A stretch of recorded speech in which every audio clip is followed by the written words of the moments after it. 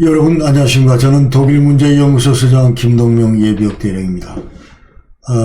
지난해 그 통독 30주년을 맞아서 지금 독일 통일교원과 그리고 바람직한 한반도 통일 방안 여기에 대해 지금 특강을 계속 이어오고 있는데 여태까지 이제 19차례 그 영상을 통해서 독일 통일은 전부 말씀드렸고 지금은 이제 한반도 그 통일 방안에 대해서 고민을 하고 있습니다. 이를 위해서는 우리가 한반도 그 안보 환경이나 그 통일 여건 이런 걸 객관적으로 냉철하게 그 분석할 필요가 있다고 그 생각을 해서 여태까지 이제 냉전구조 해체하고 평화체제 구축하는 문제, 그 다음에 여러 가지 그 이제 나왔던 현안들, 예컨대 그 군사합의나 무슨 뭐 종전선언 이런 것도 짚었고, 그리고 지금 현재는 이제 북한 문제를 다루고 있습니다. 북한 핵 문제를 다루고 있습니다.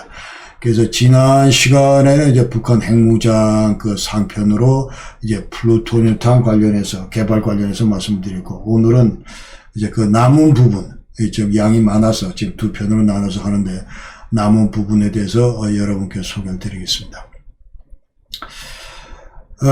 저는 그 개인적으로 이 좀 눈도 작은데 오늘은 정말 눈뜨기도 참 힘이 듭니다. 그래서 아마도 그 황사 영향으로 그런 것 같은데, 좀 자주 깜빡이고, 그러더라도 여러분 좀 너그럽게 양해를 해 주시면 감사하겠습니다.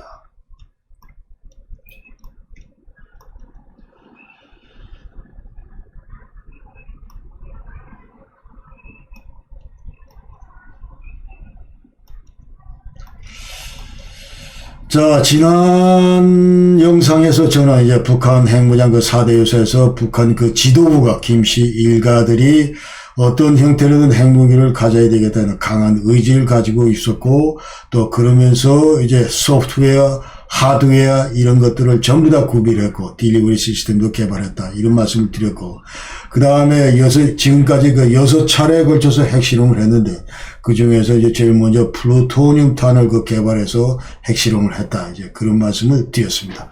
자, 오늘은 우라늄, 플루토늄탄 이외에 그 북한은 고농축 우라늄으로 그 원자탄을 개발해 왔습니다. 그래서 이와 관련해서 북한이 이제 어떻게 우라늄 235를 그 추출해 왔는지, 그 다음에 여태까지 또 이 프로그램을 개발해 왔는지 그런 과정에 대해서 말씀을 드리고, 그 다음에 이 HU탄으로 그 핵무기를 만드는 그 유일한 예가 이제 45년 그 8월 6일 날 히로시마에 터졌던 그 리틀 보이인데, 요 관련해서 이제 원리를 간략히 소개를 드리고, 앞으로 북한이 이 HU탄 관련해서 이제 보일 전망 여기에 대해서도 이제 말씀 좀 드리겠습니다. 그 외에도 이제 4차 핵실험 때 북한은 그 증폭 핵분열탄을 그 개발을 했는데, 자, 여기에 대해서도 이제 그 원리나 여기에 대해서 말씀을 드리고, 그 다음에 마지막 그 6차 핵실험 때는 그 수소폭탄을 개발해서 핵실험을 했습니다. 이 관련해서 핵융합과 수소폭탄 원리에 대해서도 이제 말씀을 드리고, 마지막으로 그 투발수단, 여태까지 개발해온 그 미사일 이런 것들을 소개를 드리겠습니다. 자, 이제 highly enriched uranium에서 고농축 우라늄탄을 지금부터 소개를 합니다. 자, 말씀드린 대로 1차, 2차 때는 이제 플루토늄탄을 실험을 했고, 그 다음에 3차 때는 이제 아마도 그 고농축 우라늄 실험했다. 이것이 이제 국제사회의 일반적인 평가입니다. 자, 그래서 3차 핵실험에서 이제 북한은 뭐라고 그러냐면, 우리는 소형 핵폭발 장치 실험을 했다.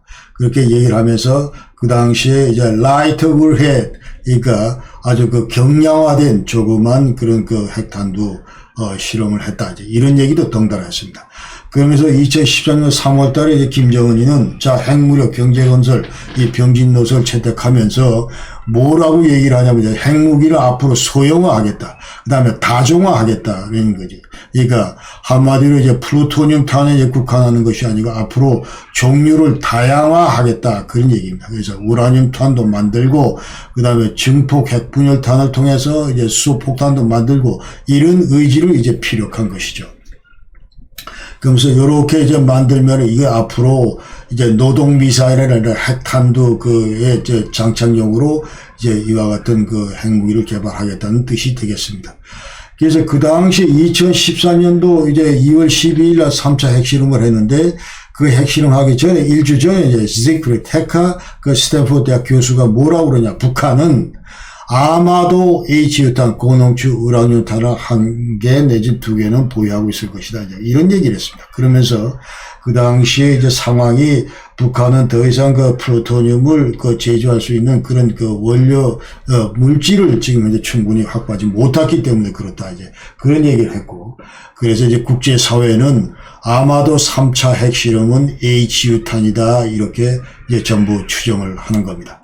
그래서 지난 시간에 제가 말씀을 드렸지만은, 자, 3차 핵실험은 우리가 레디오뉴클라이드 그 파티클을 탐지를 했다. 그 얘기를 했습니다. 지금 현재 지도에서 보시다시피 지금 현재 이게 전부 핵종들이 떠돌아다니다가 핵실험 이후 55일 만에 일본의 타카사키 그리고 러시아의 우스리스크 여기서 전부 이제 핵종이 탐지가 됐습니다. 예, 레디오뉴클라이드 스테이션에서 탐지가 됐습니다. 그런데 거기에 따르면은 이제 그 제논 131M 그리고 제논 133 이런 것들이 전부 이제 탐지가 됐는데, 그러나 여기서 이제 나온 얘기는, 자, 핵물질을 뭐를 썼는지는 우리가 확정을 못하겠다. 그런 얘기였어요. No indication of the type for fissile material used, plutonium or highly enriched uranium. 그래서, 자, 플루토늄을 썼는지, 고농축 우라늄을 썼는지 모르겠다. 왜? Too late detection에서 너무 늦게 우리가 탐지를 했기 때문에 그렇다. 그래서 3차 핵실험은 이제 뚜렷한 그 증거는 없지만, 북한도 여기에 대해서 공식적으로 얘기한 건 없지만, 그러나 국제사회는 이것이 아마도 highly enriched uranium에서 고농축 우라늄을 썼을 것이다 이렇게 판단을 합니다. 자, 고농축 우라늄 HU탄을 쓰기 위해서는 이제 북한은 어떤 형태로든 우라늄 235를 이제 추출을 해서 농축을 해야 됩니다. 그러니까 이 우라늄 235라고 하는 거는 이제 핵폭탄에 이제 들어가는 우라늄 235인데, 이거는 이제 천연 우라늄 강석에서 이제 추출을 해야 됩니다. 자, 그림에서 보시다시피 천연 우라늄 안에는 235도 있고 238도 있습니다. 그러니까 대부분이 238이고 235는 0.71%밖에 안 된다. 그래서 이거를 이제 제대로 그 농축을 하기 위해서는, 자, 우리가 여기 보이는 옐로우 케이크 이것을 이제 만들고, 여기서 이제 다 잘게 그 분말 형태로 만들어서 6불화 우라늄 농축을 위해서, 자, 그 6불화 우라늄 그 기체 상태로 이제 만들어야 됩니다. 그래서 어떤 형태로든 이 기체를 만들어서 농축하면서 이제 우라늄 235의 그 함량을 계속 높여가는 거죠. 그러니까 북한 핵무기 물질을 만들기 위해서는 이 우라늄 235의 그 농축 그 도를 93.5% 이상으로 해야 됩니다. 그래서 통상 이제 우라늄 핵폭탄 하나 만들려면 우리가 93.5% 이상의 그 고농축 우라늄 235를 15kg 내지 30kg 정도가 이제 소요가 된다. 이렇게 이제 얘기를 합니다. 통상 우라늄 235의 그 임계 질량은 이제 25kg이다. 이렇게 얘기를 하는데, 그러나 만약 우리가 이제 중성자 그 유실을 최소화하고, 그러니까 계속 그 중성자가 활발하게 그 활동할 수 있도록 그 여건을 만들고, 그 다음에 이 장약이나 이런 것들, 화약이나 고폭 화약이나 이런 것들도 제대로 해서 그야말로 그 고밀도 압축을 가능하게 하고, 그리고 이제 최신 그 핵공학 설계가 만약 뒷받침이 된다면 우리는 그 임계 질량을 줄일 수도 있다. 이제 그렇게 얘기를 합니다. 그래서 리틀보이 같은 경우는 이제 80%, 93.5%가 아니고 80%의 그 고농축 우라늄을 64kg 썼다. 이 중에서 1.3%만 그 핵폭발에 관여를 했다. 이제 그렇게 얘기를 합니다. 그래서 이 농축을 하기 위해서는 이제 여러 가지 방법이 있는데, 이제 북한 같은 경우는 원심 분리법, centrifugal enrichment 이 방법을 쓰고 있다 하는 것이죠. 자, 그래서 이제 요거를 이제 간략히 다시 한번 얘기를 드리면, 자, 농축 공정을 말씀을 드리면, 이제 우라늄 235하고 238, 이 이제 질량 차이를 이용하는 건데, 이걸 이제 물리적으로 분리하는 그런 과정이다. 이렇게 얘기를 할 수 있습니다. 그래서 뭐 1단계로 먼저, 자, 여기서, UF6, 그, 헥사플루로이드, 우라늄 헥사플루로이드 UF6를 전부 여기다 투입을 하고, 이 관을 통해서, 회전적 그 중앙부에 통해서 투입을 하고, 그러면 이 원심 분리기가 이제 분당 약 해서 5만에서 7만 가까이 이제 그 빠른 속도로 전부 이거 회전을 하게 됩니다. 회전을 하게 되고, 자, 2단계로는 이제 이렇게 되면 무거운, 그러니까 1.3% 정도 무겁다고 그랬는데, 우라늄 238이 235보다 무겁다고 그랬는데, 이 무거운 우라늄 238이 이제 원심력에 의해서 이 회전력, 그 원심력으로 이제 밖으로 밀려나게 되고, 그러면서 동시에 이제 실린더 속에, 이 실린더 속에, 그 온도 차이를 주게 됩니다. 그러니까 상층부에는 이제 좀 따뜻하게 하고 하층부에는 좀 차게 해서. 그러니까 지금 밖으로 밀린 우라늄 238은 이제 밑으로 가라앉게 되고, 가라앉는 우라늄은 다시 이 관을 통해서 이제 배출을 하고, 이거를 이제 감손 우라늄이라고 하는데, 이거 배출을 하고, 나머지 이제 따뜻한 공기를 타고 올라간 우라늄 235, 이거를 다시 이제 다른 관을 통해서 그 다음 원심 분리기로 이제 전부 이동을 시킵니다. 이것이 이제 계속 이런 작업을 이제 반복하면서 우리가 그 농축도를 계속 높여가는 것이죠. 그러니까 이제 여기 보면은, 자, 이 용기 안에도, 자, 이제 짙은 청색은 이게 이제 우라늄 238이고 238은 이제 가라앉고 이렇게, 그 다음에 옅은 이 청색은 이것은 이제 그 우라늄 245인데, 이거 공중으로 이제 뜨면서 이제 다음 집합체로 이제 전부 이제 모아서 다음 그 원심 분리기로 이제 이동을 한다. 그런 말씀입니다. 자, 그래서 이거를 다시 한번 들여다보면 이제 플로우 다이어그램 해서, 자, 이게 뭐냐 하면은, 자, 맨 처음에 캐스케이드 피드에서 천연 우라늄 0.72%가 그 내포되어 있는 집어넣으면 육불화 그 UF6 그 헥사플루로이드 그 육불화 우라늄 그 가스를 이제 주입을 하게 되면은, 자, 이것이 이제 계속 돕니다. 돌면서 그 다음 원심 분리기로, 그 다음 원심 분리기로 계속 이렇게 쭉 하는 거죠. 그러니까 지금 이제 이 아래 그 사진에서 보듯이 이런 것들이 전부 원심 분리기인데, 이 원심 분리기들을 전부 수평으로 전부 딱 이렇게 정렬시켜 놓고, 그 다음에 단계별로 계속 농축된 그 우라늄들을 이제 보내는 거죠. 내보내는 거죠. 그래서, 자, 계속 돌렸더니, 자, 2단계에서, 이 1단계 끝난 무렵에는 0.72%가 0.96%로 높아졌다. 이것은 다시 그 다음 단계로 들어가서 계속 똑같은 요령으로 돌린다. 그러면 그 다음 단계는 1.29%로 또 늘어났다. 이거를 다시 또 돌렸더니 그 다음 단계에서 1.72%, 뭐 이런 식으로 계속 하면서 이제 계속 올려가는 거죠. 농축도를 올려가면서 이제 계속 다음 단계로 이렇게 한다. 그래서 이런 것들을 지금 현재 우리가 그 캐스케이드라고 그런다. 캐스케이드는 이제 직렬 연결식 다단계 구조도 하는데, 지금 현재 원심 분리기를 자 수평으로 이렇게 전부 쫙 이렇게 정렬해 놓고 연결해 놓고 단계별로 이제 또 다른 단계 이런 식으로 계속 해서 약 한 10개에서 20개 단계 정도로 우리가 직렬로 연결한다. 이거를 이제 캐스케이드라고 그런다. 그런 얘기죠.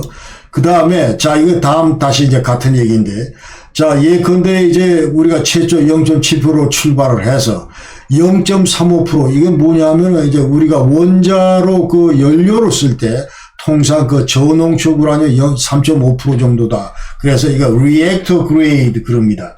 자, 리액터 그레이드 그러는데, 이걸 하기 위해서는, 자, 두 단계의 과정을, 두 개의 그 그룹을 필요로 한다.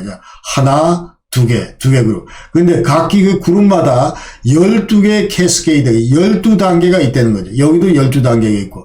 근데 각 그 단계별로 이제 뭐 몇 개의 그 원심 분리를 갖고 있냐면 164개의 그 원심 분리기를 갖추고 있다. 그래서 이걸 이제 계속 돌릴 경우에 이제 리액터 그레이드가 된다 이런 얘기죠. 그러니까 3.5%가 된다. 자, 이 오른쪽에서 보시다시피 자, 그래서 0.7%에서 3.5%까지 보내려면 무려 9천여 개의 그 센트리퓨지스, 그 원심 분리기를 이제 필요로 하고, 대략 걸리는 그 기간은 4달 반에서 한 7개월 정도가 소요된다. 이런 일한 경우입니다. 일한 경우에. 그 다음에 이거를 다시 이제 그 3.5%에서 20% 우리가 이제 저농축이냐 고농축이냐 그 분기점을 우라늄 235의 농축도 그 20%로 이제 보는데, 자 20%까지 만들기 위해서는 이제 자 가운데 통역에 8개 그 캐스케이드 그 8단계를 준비를 해야 되는데, 각 단계별로 164개의 그 센트리퓨지스가 필요하다.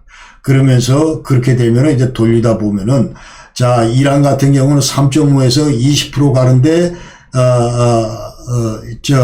약 한 1300여 개의 그 원심 분리기를 필요로 하고, 그 다음에 20%에서 60% 가는 단계는, 자, 여기서 보면은, 4개의 그 캐스케이드가 필요하다. 그러면서 각 캐스케이드, 각 단계는 4개 단계가 필요한데, 각 단계는 114개의 그 원심 분리기를 필요로 한다. 그럴 경우 이제 60%까지 간다. 여기서 보면 자 60%까지 갈 때도 이제 456개의 그 원심 분리기를 필요한다. 이런 경우에. 그러면서 또 여기 마지막 90%까지 이제 핵무기를 만들기 위해서는 우리가 90% 이상을 가야 되기 때문에 여기까지 갈 때는 이제 2개의 캐스케이드 그 2단계가 필요로 하고, 그 다음에 64개의 그 각기 원심 분리기를 필요로 한다. 그러면서 여기는 이제 128개의 그 원심 분리기가 필요하다. 60%에서 90%까지 갈 때. 자, 그래서 이란 같은 경우는 자, 3.5%에서 90% 가는데, 자, 이와 같은 양의, 원심 분리기를 필요로 하는데, 걸리는 기간은 대략 한 3달 반이 된다, 이 말이죠. 그러니까 지금 현재 이런 그 공정시설들이 여러 개를 같이 이렇게 쓸 경우에, 이제 우리가 많은 양의 그 하이리 인리치 HEU 그 고농축 우라늄을 우리가 확보할 수 있다. 이제 그런 얘기를 할 수 있습니다. 그래서 농축 235 우라늄 235 그 종류를 보면은 자 아까 20%를 기점으로 해서 20% 미만을 이제 양농축 이거는 0.9에서 2% 정도 되는 거고, 그다음에 저농축 우라늄 이거는 20% 이하인데 자 경수로 열려나 아까 말씀드린 3.5% 정도 된다. 그래서 지금 오른쪽 요 그림에서 그대로 low enriched uranium에서 자 이것이 3.5%다. 3.5%다 하는 건데, 자, 이 노란 게 이제 조금하고, 조금밖에 없고, 그 다음에 나머지 점은 우라늄 238이다. 그 다음에 이제 고농축은 20% 이상 되는 건데, 그럼에도 불구하고 한 20% 정도 되는 거는, 자,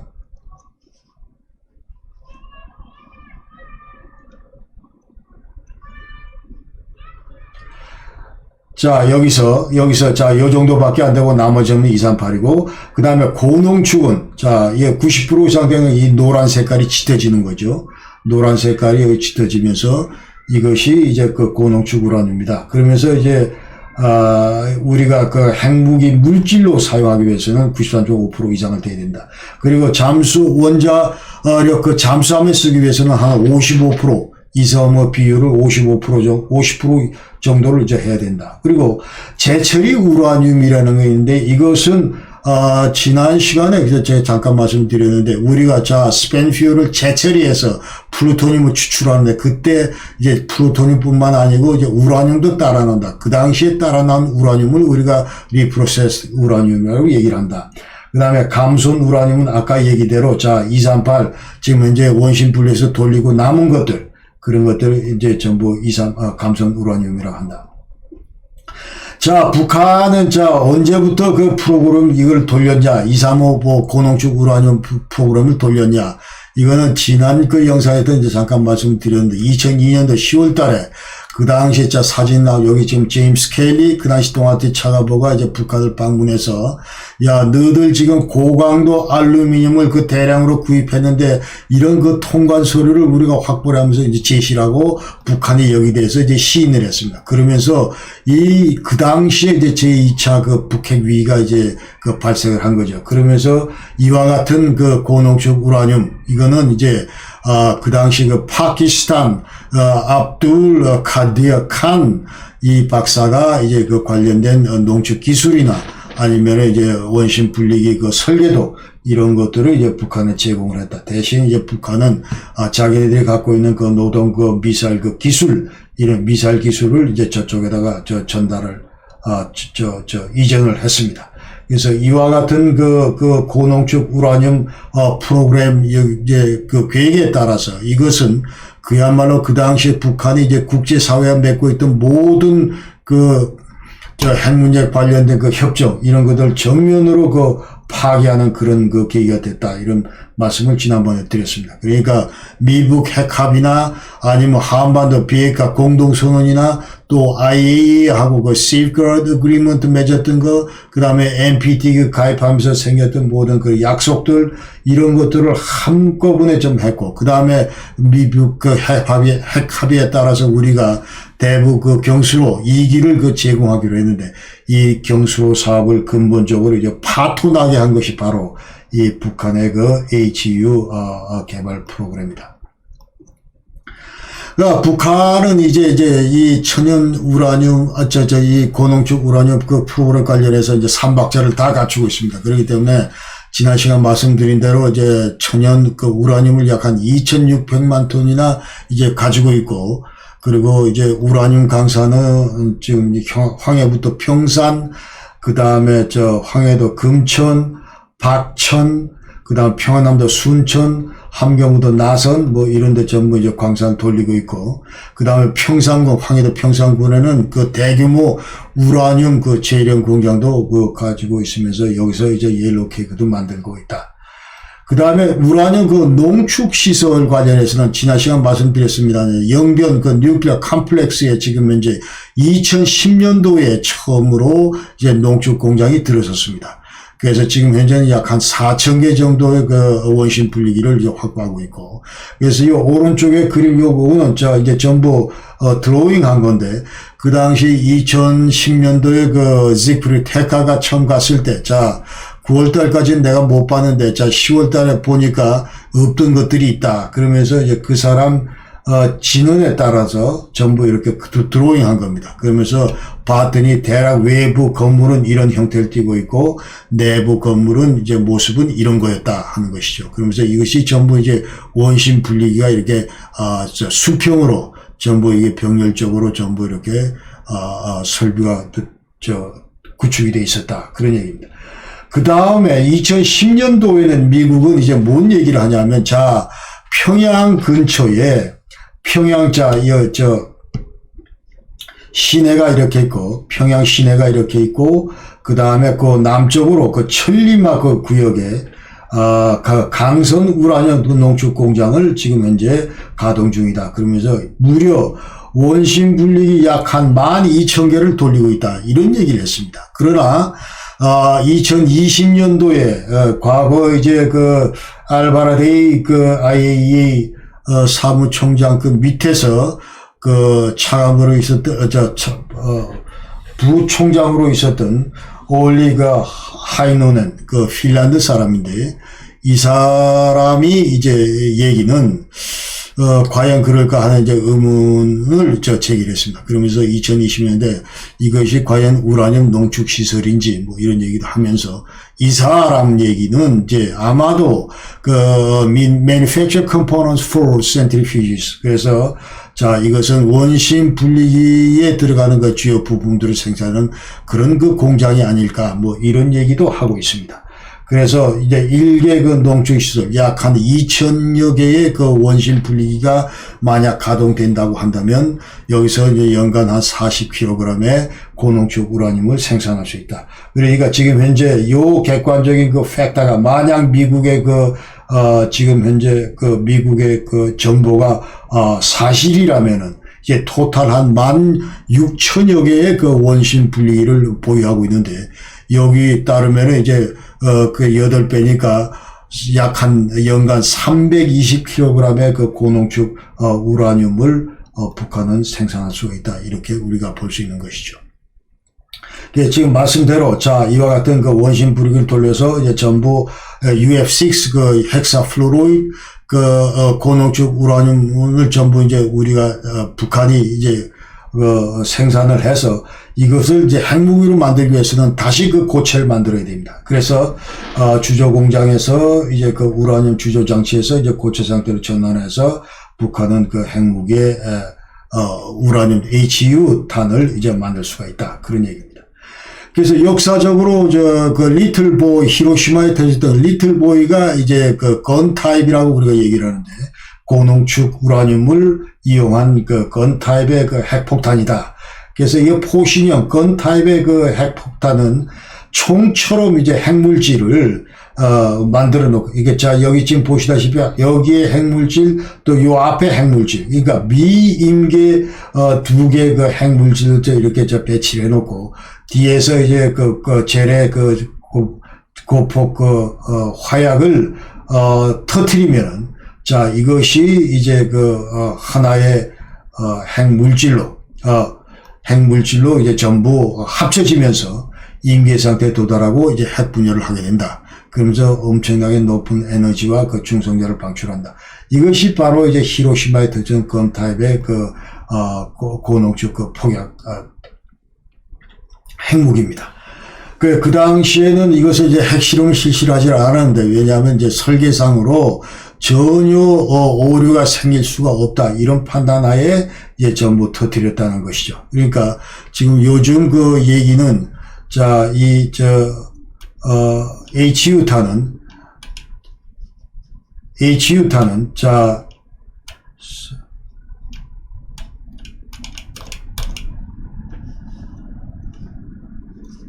죄송합니다.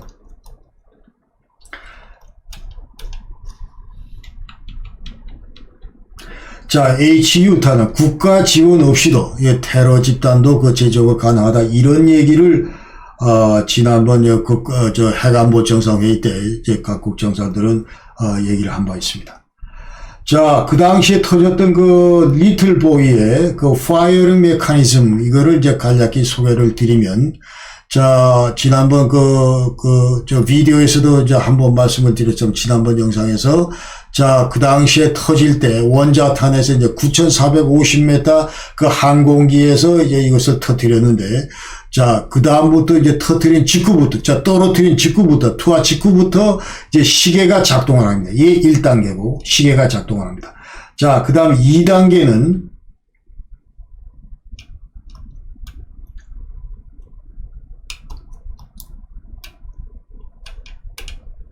자, 2단계는 15초 후에 자 시계 작동하면서 15초 후에 그 바로메트릭 알티튜드 메저먼트에서 자 이제 이 고도를 그 측정하는 그 장치가 작동을 하는데 그러나 이 핵무기 2개의 지금 안테나 레이더 그 얼티미터 해서 이 고도를 측정하는 그 레이더 장치가 이게 장착이 되어 있는데 이것이 시도 때도 없이 이제 작동하는 것을 방지를 하기 위해서 이제 바로메트릭 알티튜드 메저먼트 이것을 작동시킨다. 그래서 그 다음에 작동이 된다. 그 다음에 이제 3단계가 이제 뭐냐 하면은 바로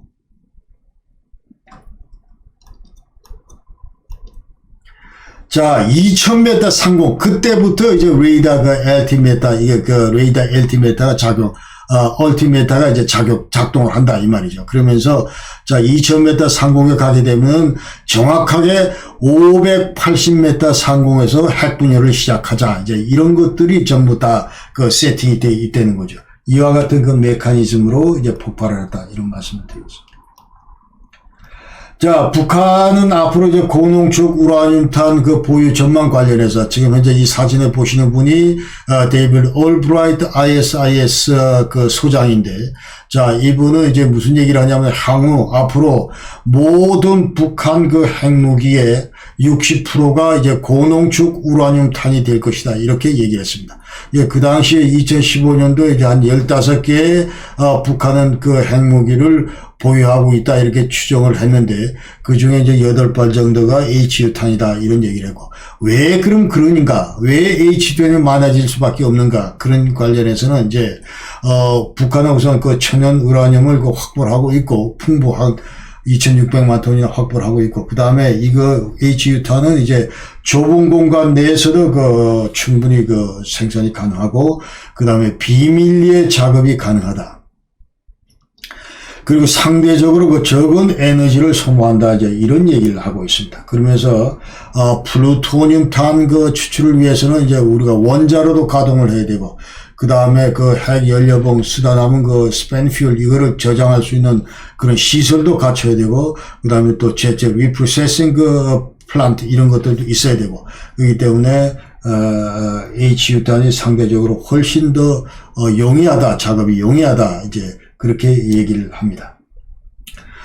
자, 그 다음에는 이제 증폭 핵분열탄에 대해서 말씀을 드리겠습니다.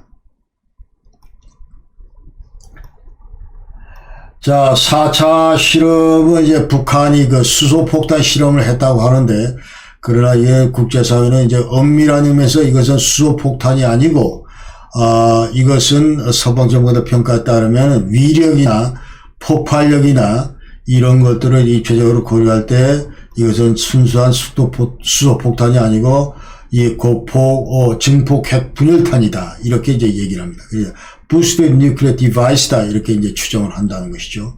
자, 그래서 이 증폭 핵분열탄이라고 하는 거는 우선 그 fission reaction, 그래서 그 분열, 그 핵분열, 이것을 그 폭발력을 그 증가시키기 위해서 그 맨 가운데다가 이제 그 핵 융합 그 물질을 집어넣는다. 예, 이게 바로 이제 삼중수소고 중수소다. 그러면서 이것이 이제 그 융합되면서 나오는 그 고온, 고압, 엄청나게 높은 온도와 그 압력, 이런 것들을 해서 핵 분열의 그 폭발력을 훨씬 더 키운다, 이제 그런 얘기입니다. 그러면서 두 번째 얘기는, 자, 이때 나오는 중수소와 삼중수소가 그 융합을 하면서 나오는 그 당시에, 상황에서의 그 중성자는, 핵분열 그 중성자보다 훨씬 더 에너제틱하다. 7배나 더 왕성하다. 그런 활동을 한다. 이제 그런 얘기죠. 그러면서 이제 이 증폭 핵분열탄이라고 하는 거는 융합 반응도 하면서 분열 반응도 하면서 이 중성자 수가 이제 7배나 그 많아지고, 그 다음에 핵 폭발력도 핵 분열탄에 비해서 2배에서 많게는 5배 정도로 이제 더 커진다, 이제 그런 얘기입니다.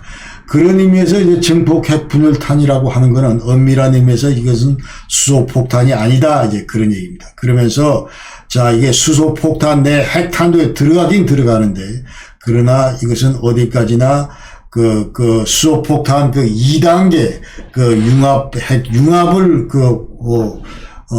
활성화시키기 위해서 사용되는 그런 기폭제 역할을 하는 것이다. 이제 이렇게 우리가 이해를 하셔야 됩니다.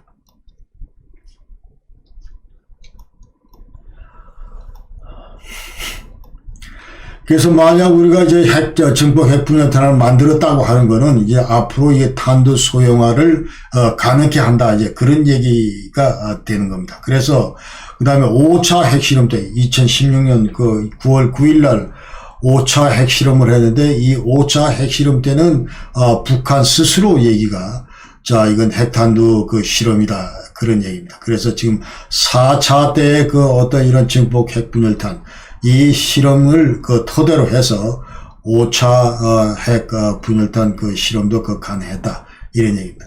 그래서 과거 우리가 패트맨 경우를 보면은, 자, 그 당시에 장약, 고폭 화약, 그 무게만 무려 한 3톤 가까이가 됐다, 그러니까 지금 현재는 이제 그와 같은 그 큰 그 화약도 필요 없이 이와 같은 그 이제 핵 폭발력을 우리가 충분히 낼 수 있다. 그 증폭 핵분열탄을 개발을 통해서 그렇다는 겁니다. 그래서 지금 세계 이제 1950년대 처음으로 이제 미국이 US Swarm 디바이스 이거를 그 개발하는데 이것이 이제 증폭 핵분열탄인데 그 당시 처음으로 이제 그 내폭형 그다음 핵분열탄에서 그다음에 그 핵융합 그 기능을 전부 가미를 해서 이 터뜨린 것이 그 US Swarm 디바이스다 이런 얘기입니다. 그러면서 이것을 계기로 해서 자 XW45 그 우회 탄두 만드는 것도 가능했다. 이제 이렇게 우리가 아시면 되겠습니다. 그러나 북한 같은 경우 앞으로 계속 그 증폭 핵분열탄을 만들 때 이제 발목을 잡는 것이 바로 이제 삼중 수소를 그 확보하는 문제다. 이렇게 얘기를 할 수 있어요. 이게 대단히 좀 어려움을 겪을 것이다. 왜냐하면 이 삼중 수소라고 하는 것이 이디움 6에서 뉴트론을 포집을 하게 되면은 이제 트리티움 삼중 수소가 이제 나오는데 그러나 세계적으로 연간 그 생산량을 보면 약 한 2.5kg 정도밖에 안 된다. 그러나 이 삼중수소 1g을 만드는데 나오는 것이 그 소요되는 비용이 무려 미국 달러로 한 3만여 불 정도 된다. 그래서 여러 형태로 북한은 그 삼중수소 확보하는데 어려움을 겪을 것이다. 이제 이렇게 얘기들을 합니다. 전문가들은. 그 다음에 자 이제 수소폭탄 얘기를 하겠습니다. 이것도 지난 시간에 이제 일부 얘기를 한 건데.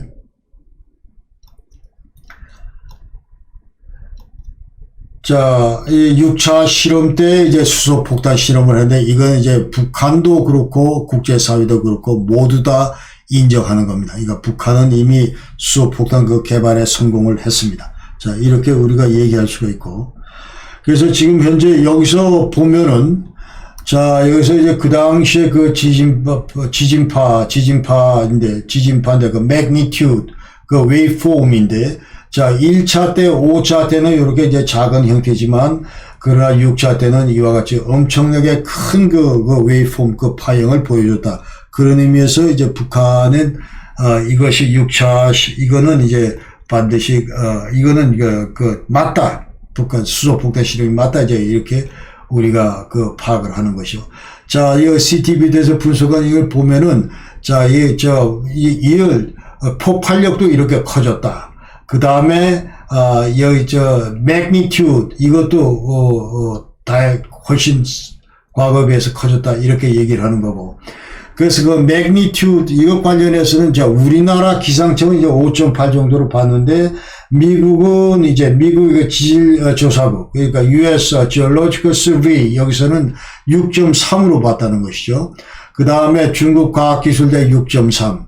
그 다음에, 자, 일본 기상청 6.1, 독일 연방지지구 6.1, 이와 같이 이제 전부 다 크게 봤는데, 우리나라 그 기상청만 5.8로 조금, 북한 그 당시 수소폭탄, 실험, 이 자체를 좀, 축소한 그런 그 경향이 있지 않나, 이렇게 얘기들을 이제 전문가들은 합니다. 그리고 폭발력도 여기에 따라서, 자, CTBTO 평가는 100킬로톤에서, 왜냐하면 이 매그니튜드가 다양하기 때문에 여기에 따라서 이제 폭발력을 전부 계산을 하는데, 100킬로톤에서 많게는 600킬로톤까지 봅니다. 그다음 미 정보국은 70에서 280킬로톤까지 받고, 그다음에 일본은 160킬로톤, 38로스 250킬로톤, 그러나 우리 한국 정부는 50킬로톤 정도로 봤습니다. 그래서 핵융합이라고 하는 거는, 자, 이 두 개의 원자핵이 하나의 무거운 원자핵으로 변환되는 과정이다. 그래서, 근데 이제 이중수소하고 삼중수소가 이렇게 합치면은, 자, 이때 이것이 이제 헬리움으로 바뀌고, 그 다음에 중성자가 나오고 엄청난 그 에너지가 나온다 하는 것이 바로 핵융합의 그 원리다. 그러면서 이 원자핵이라는 건 통상 엄청나게 고온을 접할 경우는 두 원자핵 사이에 어떤 인력이 작용하면서 하나의 원자핵으로 융합한다. 이것이 이제 융합의 원리인데, 자, 이것은 이제 중수소하고 삼중수소가 융합하면은 아까 얘기대로 헬륨이 나오고 또 에너지가 나오고 중성자가 나오고, 그 다음에 태양도 마찬가지. 자, 수소가 핵 융합을 통해서 그 헬륨으로 전환되고 또 여기서 에너지가 생성이 되고 이와 같은 것들이 전부 이제 핵 융합의 원리다.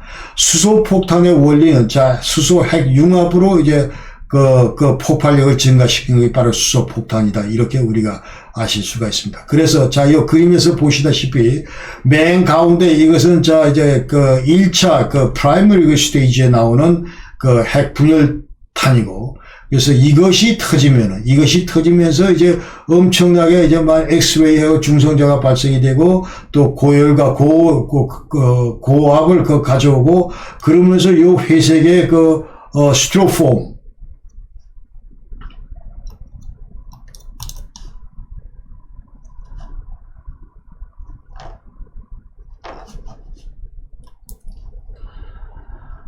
그 다음에 스티로폼 이것이 이제 가열되면서 플라스마 상태로 되고 1억 도 이상의 그 온도를 유지하게 됩니다. 그러면서 자 이것이 이제 다시 U328 이거 그 실린더를 이제 압축하면서 드디어 요 가운데 이제 직사각형으로 있는 이것이 바로 그 리튬 뉴트라이드 해가지고 그 리튬 그 핵 연료 장치인데 이것이 이제 그 핵 융합을 시작한다. 그래서 그 맨 밑에 보면 자 리튬 6 이것이 리튬이 이제 중성자를 만나게 되면 자 그다음에 헬륨이 나오고 그다음에 여기 트리튬이 나오고 그다음에 이 삼중수소가 다시 이중수소 결합을 하게 되면 여기서 다시 또 헬륨이 나오면서 중성자가 나오면서 엄청나게 많은 에너지가 나오고 이와 같은 것들이 지금 현재 그 수소폭탄의 원리다 이런 얘기입니다.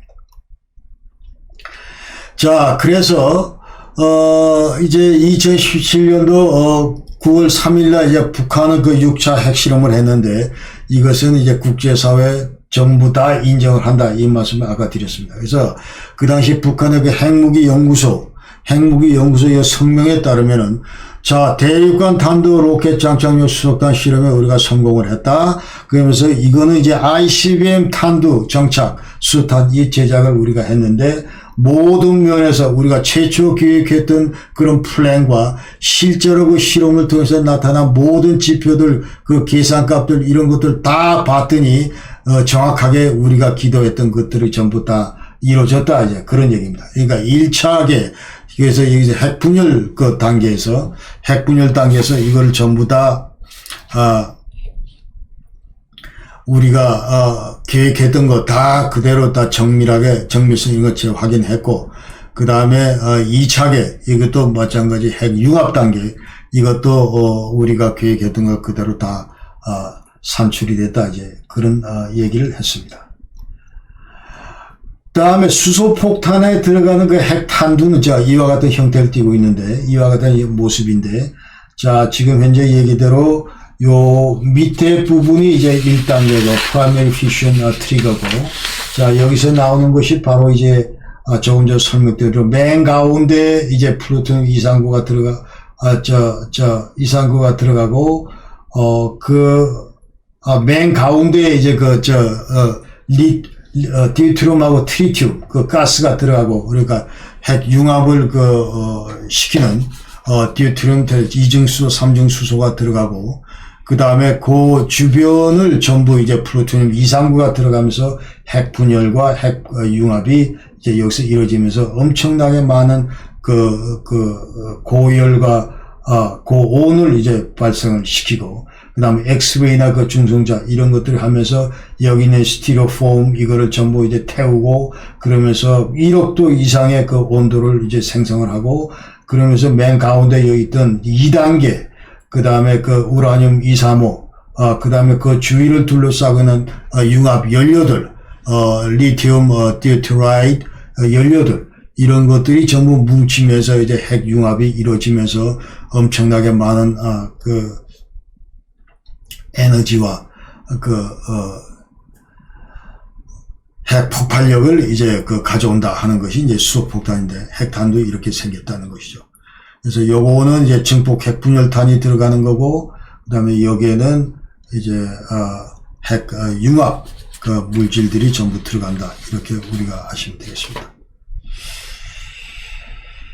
그래서 이 핵탄두 무게는 한 200에서 300kg 되고, 그 다음에 그 수소폭탄은 우리가 지금 얘기대로, 자, 1단계는 플루토늄, 그 다음에 저쪽 그 2단계, 세컨드리 여기에는 235, 우라늄 235, 고농축 235 이런 것들이 들어간다.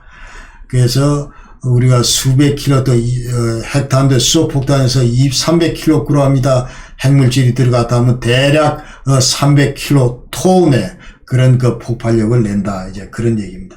그러니까 과거 리틀보 대학에는 300kg의 핵물질을 썼음에도 불구하고 겨우 1킬로톤의 그 폭발력을 엿보였다. 그런 얘기입니다. 자, 다음 그 핵무기 그 투발 수단에 대해서 간략히 말씀을 드리겠습니다. 자, 북한은 이제 스카트, 여러분 아시다시피 스카트 계열, 그 다음에 노동, 무수단, 그 다음에 그리고 그 ICBM, SLBM 이런 것까지 다 갖추고 있다 하는 얘기고, 그래서 이 개발 역사를 간략히 살펴보면은, 자, 북한은 이제 그 1970년도 말부터 그 다음에 80년대 초 이때 이제 이집트로부터 그 소련의 그 스카트비를 전술해서 이걸 계속 뜯어가면서 이제 모방을 해가지고 미사일을 개발을 시작했습니다. 그래서 결국은 이제 90년대 그 노동 미사일을 이제 그 개발을 했고, 대략 한 1500km 사거리 1500km 되는 그 노동 미사일을 그 개발을 했고, 그래서 지금 현재 그 이란의 샤합, 그 다음에 그 파키스탄 가우리 이런 것들이 전부 다 이 노동 미사일 기술을 그 전수받아서 만든 거다 하는 거를 우리가 아셔야 됩니다. 그리고 90년대 중반에는 이제 그보다 좀 더 사거리가 나가는 대포동 1, 2 이런 것도 개발 시작을 했고, 그다음에 북한은 덩달아서 이제 80년, 90년대 계속 이와 같은 자기네들의 그 고유의 어떤 미사일 기술 이런 것들을 중동 지역, 특히 이란, 이라크, 시리아 수출을 해왔다. 자, 그러면서 이제 지금까지 끊임없이 그 미사일 테스트를 했는데 84년부터 2020년까지 무려 147회에 걸쳐서 그 테스트를 해왔습니다. 그러니까 김일성 살아있을 때 15번, 그 다음에 김정일 때 16번, 김정은이 때는 무려 119회 차례나 그 핵실험, 미사일 실험을 해왔다 하는 것이죠. 자, 그러면서 2009년부터 이제 새틀라이트 실험도 했고, 그 다음에 2015년도에는 SLBM 실험도 했고, 2016년, 17년도 이때는 자, 이제, SLBM도 하고, 그 다음에 광명성, 새틀라이트, 이제 우주 발사체, 이런 실험도 하고, 그 다음에 ICBM, IRBM, 이런 실험도 끊임없이 지금 해왔다 하는 것이죠. 이제 국제사회는 이제 북한 그 미사일에 대해서 이제 갖는 그 관심이나 우려는 과연 근데 북한이 그 기술적으로 신뢰할 수 있는지, 그 다음에 그 정확성은 어느 정도 될까 하는 거, 그 다음에 이 북한 미사일 개발에 그 개입한 외국 세력들은 어느 나라냐, 소련, 중국 이외에도 어느 나라냐, 뭐 이런 것들에 관심이 있고, 그 다음에 이제 북한이 지금까지 제3국으로 미사일 기술을 수출하고 있는데, 자, 여기에 대해서도 지금 관심, 중동, 특히 중동 지역에. 그 다음에 이제 최고의 관심은 북한이 과연 지금 미사일 탑재 그 핵탄두에 들어가는 그 소형화, 이런 것들을 지금 했는지, 그러니까, 자, 핵탄두 소형화를 해서 이제 미사일에 그 결합하는 이런 문제에 대해서 관심이 많고, 그 다음에 ICBM은 성공적으로 발사를 했는데, 자, 이것을 실전 배치했는지 이런 여부에 대해서 이제 국제사회는 관심을 가지고 있다.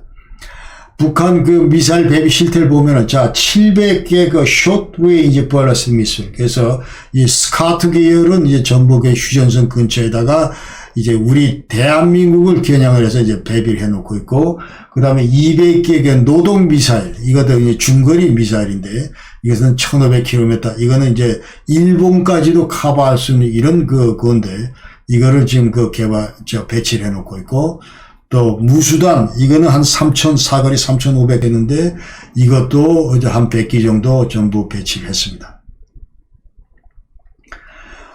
그리고 ICBM도 이미 여러 가지 그 개발해서 대포동 2, 화성 13, 14, 15 이런 것들이 전부 ICBM인데, 자, 이것도 이제 전부 성공을 해서, 그러나 정확하게 어디에 그 실전 배치했는지 이런 것들에 대해서도 이제 국제사회는 우려와 동시에 이제 궁금증을 가지고 있다.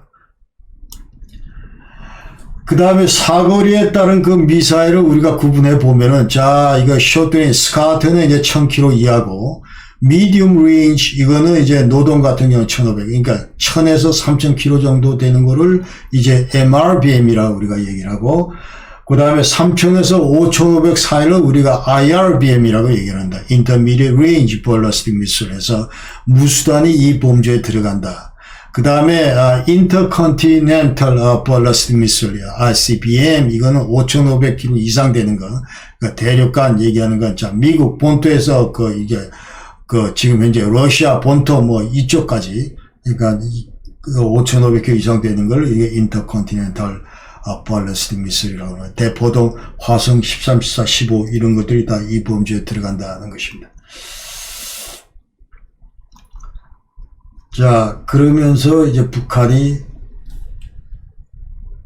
자, 여기서 보시면은 이제 화성 15, 이거 ICBM인데 2017년도에, 이게 발사 성공을 했고, 11월 달에 발사해서 성공했습니다. 그 다음에 화성 14, 이것도 2017년도 7월 달에 발사해서 성공을 했고, 자, 그 당시에 이제 3,700km 그 고각으로 쐈고, 그 다음 1000km까지 이동을 했고, 이게 전부 다 성공한 케이스입니다. 이제 ICBM 최사거리는 10,000km가 넘고, 그러니까 ICBM이죠.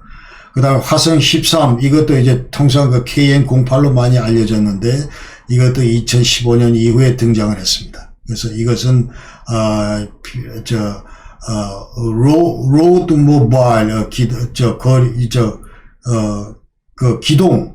기동 그 모바일, 실제로 그 육상 그 기동 모바일 ICBM이다. 이렇게 이제 우리가 얘기를 하고, 예, 이 사거리는 5,500에서 11,000km 그 사이다. 그 다음에 화성 12, 이거는 이제, IRBM이다. 네, IRBM이다. 이것도 2017년 5월 14일 발사 성공했습니다. 이건 무수단입니다. 화성 10. 이것도 이제 우리가 IRBM으로 간주를 하는데, 이것도 이거는 이제 소련의 그 SSN-6 SLBM 이거를 모방을 해서 만들었다는 것이죠. 그 다음에 자, 대포동 1, 이거는 이제 얘들이 그 우주 발사체라고 얘기를 합니다. 자, 한번 들어보시죠. 통신사 보도. 우리나라에서 첫 인공지구 위성 성과적으로 발사. 온 나라 전체 인민이 공화국 창건 52살 사회주의 승리자의 대추전을 뜻깊게 맞이하고 있는 격동적인 시기에 우리의 과학자 기술자들은 다기단 운반 로켓으로 첫 인공지구 위성을 궤도에 진입시키는 데 성공하였다. 운반 로켓은 주체 87년 1998 8월 31일 12시 7분에 함경북도 화대군 무수단리의 발사장에서 86도 방향으로 발사되어 기재들이 설치되어 있으며 우주를 평화적으로 이용하기 위한 과학연구 사업을 추진하는 데 이바지하게 된다. 또한 앞으로 실용 위성 발사를 위한 계산 토대를 확정하는 데도 의의가 있다. 우리나라에서의 첫 인공지구 위성의 성과적인 발사는 위대한 용도자 김정일 동지의 현명한 용도 밑에 사회주의 강성 대국을 건설하기 위하여 한 사람같이 떠선 우리 인민을 크게 공로하고 있다. 자, 그래서 여기서 지금 이제 우주 발사체라고 하는데, 사실은 이 우주 발사체나 이 탄도미사일이나 우리가 말은 다르지만 그러나 크게 봐서 이제 공통점이 너무 많다는 것이죠. 그러니까 언제든지 우주 발사체는 이 탄도미사일로 그 용도 변경될 수 있다, 이렇게 우리가 얘기할 수 있습니다. 그러니까 로켓을 이용해서 둘 다 이제 비행체를 운반을 하는데, 자, 이 탑재물이 이제 인공위성이나 우주선을 달게 되면은 이게 발사체고, 그 다음에 여기다 이제 탄두를 장착하면은 이건 탄도미사일이다, 이렇게 우리가 아시면 되겠습니다. 자, 이 대포동 2도 마찬가지. 자, 이게 ICBM이고, 그 다음에 대포동 3, 이것은 이제 Space Launch Vehicle SLV다 하는데, 이것도 마찬가지로 이제 탄도미사일 범주에 넣을 수 있다. 언제든지 이제 바뀔 수 있는 거다 하는 것이죠. 그다음 화성 7, 이거는, 지금 현재 3차 핵심대 노동 그 미사일에다 이제 단다 하는데, 이것이 이제 그 노동 미사일입니다. 노동 미사일이고, MRBM 범주다. 이게 1500km 들어가는 거고, 스카트 미사일, Short Range Ballistic Missile.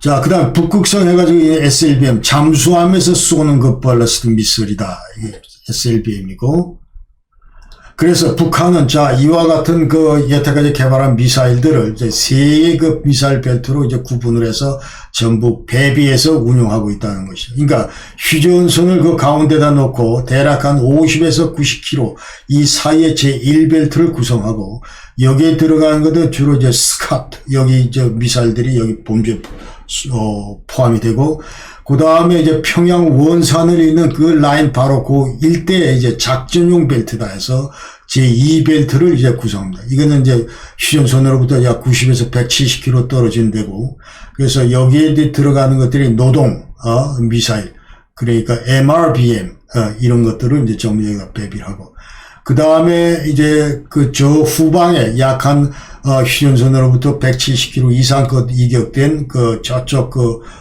평안도 지역 이쪽 한경도 지역 이쪽으로 이제 전략적인 벨트 제3벨트를 구축을 해서 여기에는 이제 주로 IRBM이나 이제 ICBM 이런 것들을 아마 배비를 하고 이제 운영을 할 것이다. 이렇게 이제 버뮤다스 연구원이 이제 분석을 했다는 말씀을 드리겠습니다.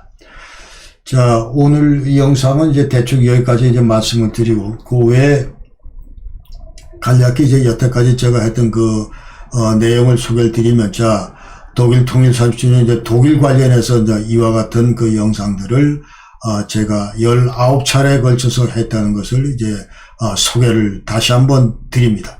자, 한번 보시고, 혹시 관심 있는 분들은, 이걸 찾아서 한번 보시길 부탁을 드리고, 그 다음에 한반도 그 이제 통일 관련해서 이제 지금 현재 8편을 이제 요번 거까지 이제 9편인데 8편을 했다는 거는 자, 여기 지금 나와 있습니다. 참고를 하시기 바랍니다. 자, 그래서 이제 오늘 영상 이것을 마무리를 해야 되는데 사실은 이 처음부터 지금까지 대략 이제 19개에서 이제 아까 모두 28편의 그 영상을 찍었는데 한결같이 다 재미가 없고 이게 그 무거운 주제들로 지금 계속 그 일관을 해왔습니다. 그래서 여러분 그 대단히 죄송한 마음도 없잖아 있습니다. 좀 이게 재밌게 뭐 해야 되는데 그럴 그 재간도 없고. 근데 제가 이게 최초에 이제 말씀드린 대로 제가 이걸 하는 그 이유가 제가 그 독일에 오래 있으면서 독일 그 시민들이 갖는 어떤 이런 시민의식이나 어떤 이런 지적 수준이나 이런 것들에서 항상 제가 그 놀라움을 금치 못했는데, 자, 어떻게 하면 그 우리 대한민국 국민들도 이 독일 사람들 못지않은 그런 그 지성과 그런 어떤 그 지적 지식과 수준과 시민의식과 이런 것들을 그 함양시킬 수 있을까? 이런 것들을 이제 고민하다가 사실은 유튜브를 개설했다 이런 말씀을 제가 제 1편에서 드렸습니다. 지금도 변함이 없고, 그래서 아무쪼록 하다 우리 한 분도 좋고 두 분도 좋고 제 영상을 보시면서 이제 조금이라도 이런 그 측면에서 도움이 됐으면 좋겠다는 견지에서 지금 제가 계속 이런 노력을 기울이고 있다는 말씀을 드리겠습니다. 비록 좀 재미가 없더라도 여러분 저 이해를 하시고, 앞으로 이와 같은 저희 노력은 계속 될 거다 하는 말씀 드리겠습니다. 여러분 항상 건강하시고 귀한 시간 대단히 감사합니다. 고맙습니다. 계속 오늘 좀 이 눈 때문에 뭐 컨디션도 안 좋고 버벅거려서 죄송합니다. 여러분 안녕히 계십시오.